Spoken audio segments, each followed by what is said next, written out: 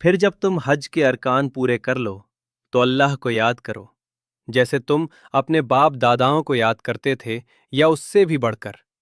پھر لوگوں میں سے کچھ کہتے ہیں، اے ہمارے رب، ہمیں دنیا میں دے اور اس کے لیے آخرت میں کوئی حصہ نہیں، اور کچھ کہتے ہیں، اے ہمارے رب، ہمیں دنیا میں بھلائی دے اور آخرت میں بھی بھلائی دے اور ہمیں آگ کے عذاب سے بچا۔ ایسے لوگوں کے لیے حصہ ہے اس میں سے جو انہوں نے کمایا، اور اللہ جلدی حساب لینے والا ہے، اور گنے ہوئے دنوں میں اللہ کو یاد کرو۔ پھر جو 2 دنوں میں جلدی کرے اس پر کوئی گناہ نہیں، اور جو دیر کرے اس پر بھی کوئی گناہ نہیں، اس کے لیے جو پرہیزگار ہو۔ اور اللہ سے ڈرو اور جان لو کہ تم اسی کی اور اکٹھے کیے جاؤ گے۔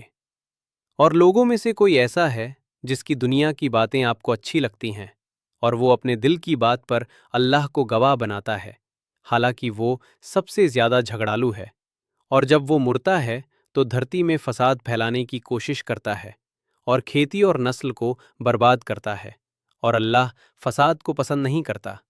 اور جب اس سے کہا جاتا ہے اللہ سے ڈرو تو اسے گھمنڈ گناہ پر ٹکرانا کر دیتا ہے، تو اس کے لیے جہنم کافی ہے اور وہ بہت برا ٹھکانہ ہے۔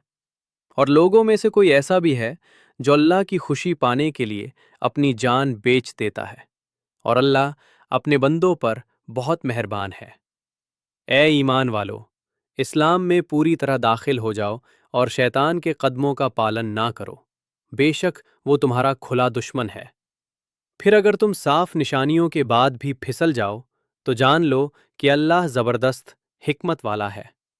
کیا وہ انتظار کر رہے ہیں کہ اللہ ان کے پاس آئے بادلوں کی سایہ میں اور فرشتے بھی، اور معاملہ ختم کر دیا جائے؟ اور سب کام اللہ کی اور لوٹتے ہیں۔ بنی اسرائیل سے پوچھو کہ ہم نے انہیں کتنی صاف نشانیاں دیں، اور جو اللہ کی نعمت کو بدل دے تو بے شک اللہ سخت سزا دینے والا ہے۔ کافروں کے لیے دنیا کی زندگی سزا دی گئی ہے، اور وہ ایمان والوں کا مذاق اڑاتے ہیں، لیکن پرہیزگار قیامت کے دن ان سے اوپر ہوں گے، اور اللہ جسے چاہتا ہے بنا حساب کے دیتا ہے۔ لوگ ایک ہی امت تھے، پھر اللہ نے نبی بھیجے خوشخبری دینے والے اور ڈرانے والے، اور ان کے ساتھ کتاب اتاری تاکہ لوگوں کے بیچ ان کے اختلافات کا فیصلہ کریں۔